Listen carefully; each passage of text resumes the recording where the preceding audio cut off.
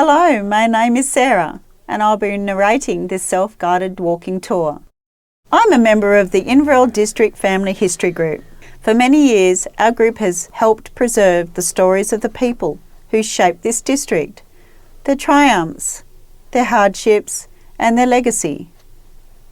Over 2 decades ago, one of our members created the Inverell Cemetery self-guided walk, a thoughtful way for visitors to explore this resting place and to learn about some of the lives remembered here. This film follows that original walk exactly, honouring the research and dedication that brought it to life. Since then, our group has continued to uncover more stories, creating a new documentary about the cemetery and planning future guided tours with new and interesting paths. The Inverell Cemetery was gazetted in 1863, and for more than 160 years it has been a place of memory, reflection and history, where the story of Inverell is written in stone. Let's begin our walk. We step back in time to the mid-19th century, to a place that reflects the town's earliest years of settlement. Burials had taken place here even before the official cemetery. Each path and headstone tells part of Inverell's story of pioneering families, hardship and community resilience. Our first stop is the McGregor headstone, one of the most striking and well-preserved monuments in this historic ground. The McGregor family were among the early settlers who helped shape Inverell's development.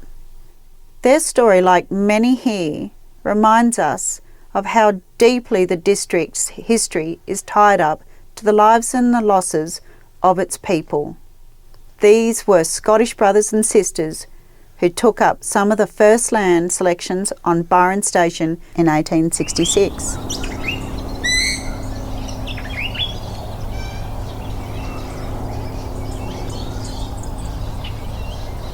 Further along the path, we come to the resting place of Millie Alice Boney, a respected Kamilaroi woman whose story represents the deep Aboriginal connection to this land. Millie Alice Boney was well known throughout the Inverell district. She lived through a time of immense change for the Kamilaroi people, from traditional life on the country to the impacts of European settlement. She became a much-loved figure in the community, remembered for her kindness, resilience and strong sense of identity. Her grave is often visited by those wishing to pay tribute to her life and to acknowledge the enduring presence of the Kamilaroi people in the Inverell region. Standing here, it's worth pausing to reflect that this cemetery holds not only the history of the settlers, but also the stories of the First Nations people, who have always called this land home. This headstone is typical for ones used in the 1960s.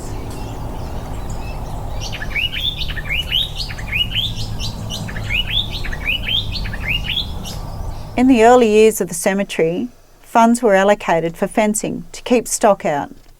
It was years before the work was completed, and this is possibly why those who could afford it had fences built around the graves of their loved ones.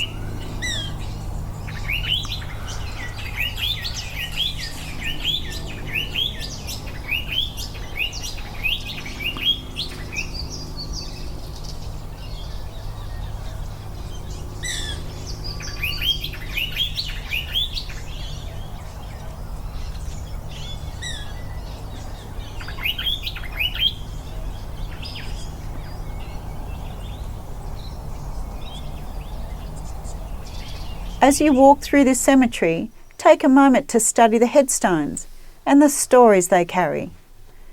Notice the changing shape of the stones, the style of the lettering, the carved symbols, and even the old iron or timber fences that frame certain graves. Each one is a handcrafted piece of history, shaped by the skill of stonemasons, carpenters, and blacksmiths, quietly preserving the lives and beliefs of the people who once called this district home.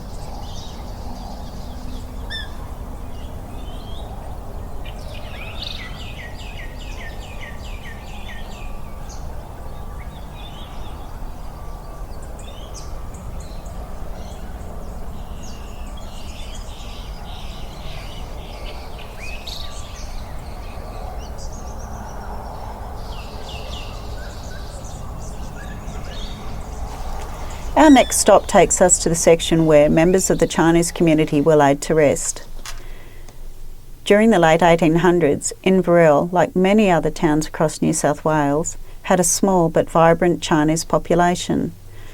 Many arrived seeking their fortunes before finding work in local gardens, businesses and farms.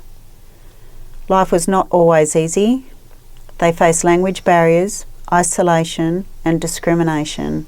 Yet their contribution to the development of the district was significant. They brought with them skills, resilience and a culture that quietly became part of Inverell's story. Today only a few headstones remain in this section. Most graves are unmarked, their inscriptions lost in time.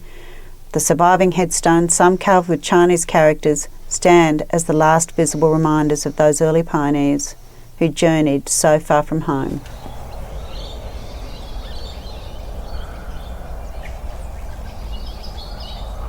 This quiet corner of the cemetery is a place for reflection, a tribute to the diversity of Inverell's past and to the many who rest here, whose names are now known only to history.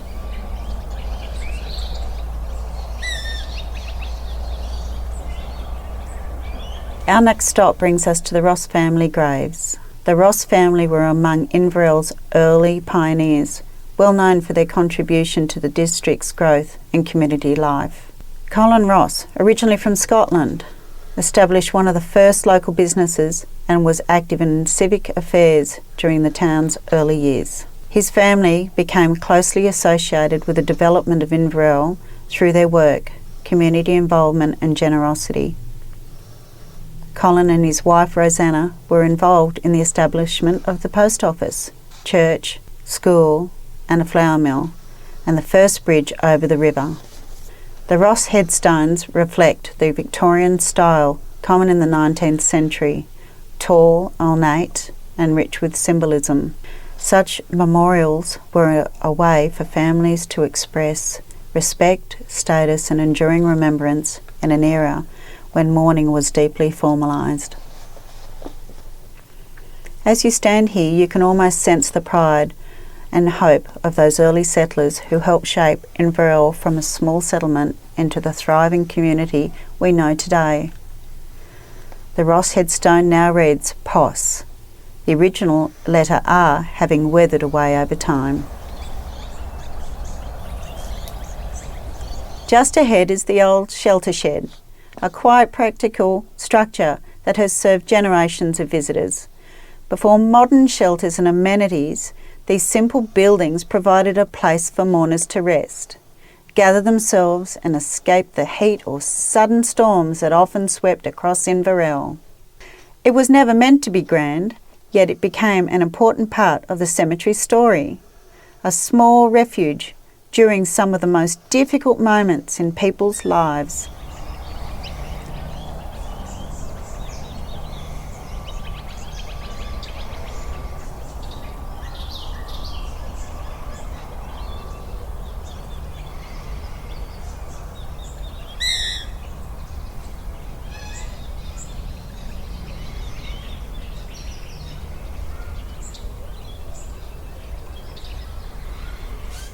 Inside this building is a plaque to remember Mrs. Turner, daughter of Peter Campbell of Inverell Station.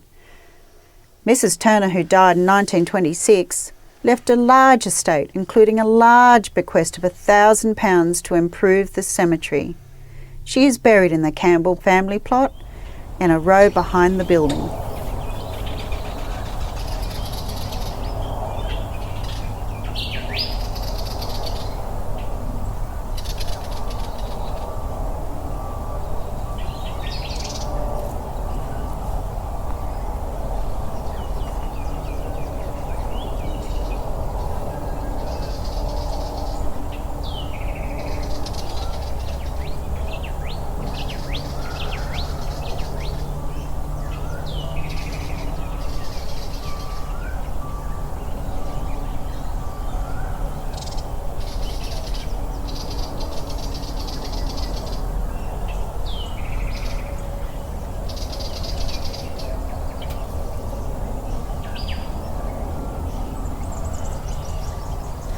Walk about 20 metres north of the shelter shed and you'll find the headstone of William Henry Bond. Born in London in 1840, he came to Australia as an 8-year-old boy. He worked as a journalist at the Sydney Morning Herald, then later moved to Inverell and became editor and proprietor of the Inverell Times. His Victorian-style headstone was made in Newcastle, a reflection of both his professional achievements and the craftsmanship of his time. Almost opposite Bond's grave is the resting place of a little girl named Joyce Beatrice Butler. She attended Inverell Grammar School, but fell ill and died young. At Joyce's funeral, her little friends lined the path of the Anglican Church. A white marble angel now watches over her, gentle, tender and eternal, flanked by her grieving parents. We must now walk back to the shelter shed. Sadly, in 1902, disaster struck the cemetery. A grass fire swept through, destroying wooden railings, crosses and most of the fencing. The community rallied. The mayor convened a meeting and the people worked together to restore what was lost.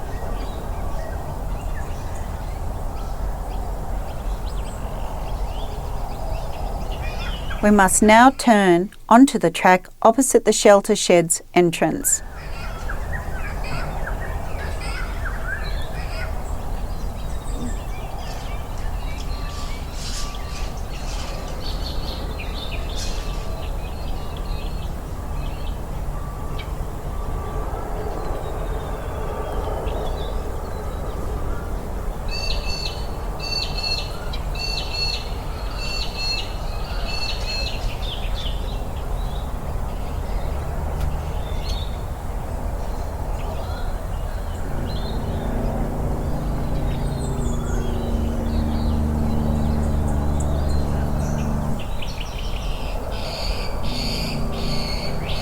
Our next stop is James Foley. He died from a fall from a horse. He left behind 7 children. His headstone has a glass-fronted compartment holding a religious statue, a delicate personal tribute to a life of hard work and faith. As we make our way toward the next stop, it's worth remembering how this cemetery first took shape. In July 1863, 8 acres on the road from Inverell to Mrs. Campbell's station were officially set aside for use as a general cemetery. It would be another 20 years before the first known trustees were appointed. In 1883, representatives drawn from the local churches who assumed the responsibility of caring for this growing resting place. Record keeping in those early decades were far from consistent. Some churches, undertakers, and even the Cemetery Trust kept their own burial notes, often including plot and row numbers. But many of those fragile early records have since been lost to time.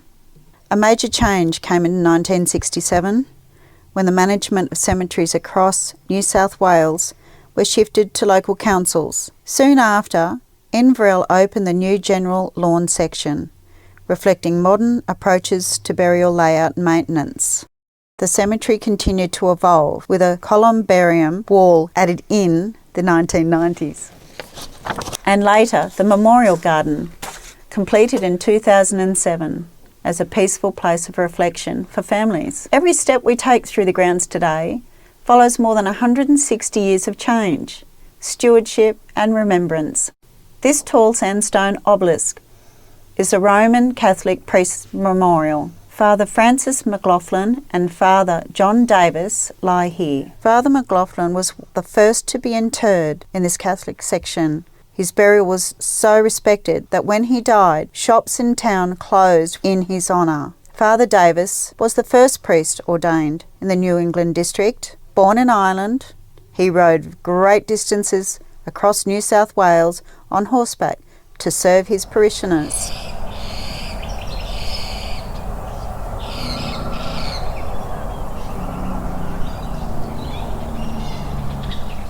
Cemeteries can reveal the religious, social military, cultural, and architectural history of a community, often providing information not found elsewhere.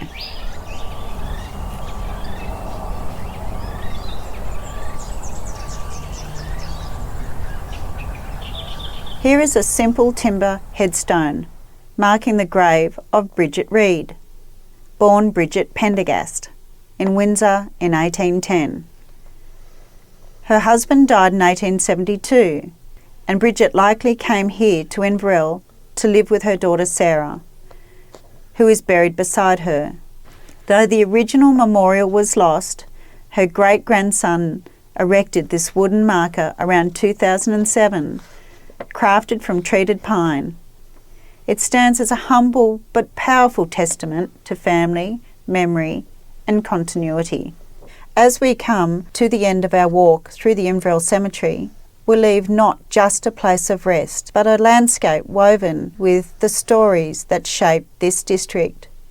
Every headstone and every unmarked plot is a reminder of the people who lived, worked, struggled, and dreamed here long before us. Before creating this guided walk, we produced a documentary film about the cemetery, an earlier exploration of its history, its early burials, and the families and events that left their mark on Inverell. This new film continues that journey, uncovering more stories and bringing fresh attention to the heritage preserved here. We hope this guided walk encourages you to look a little closer, to pause a little longer, and to appreciate the remarkable stories that quietly surround us.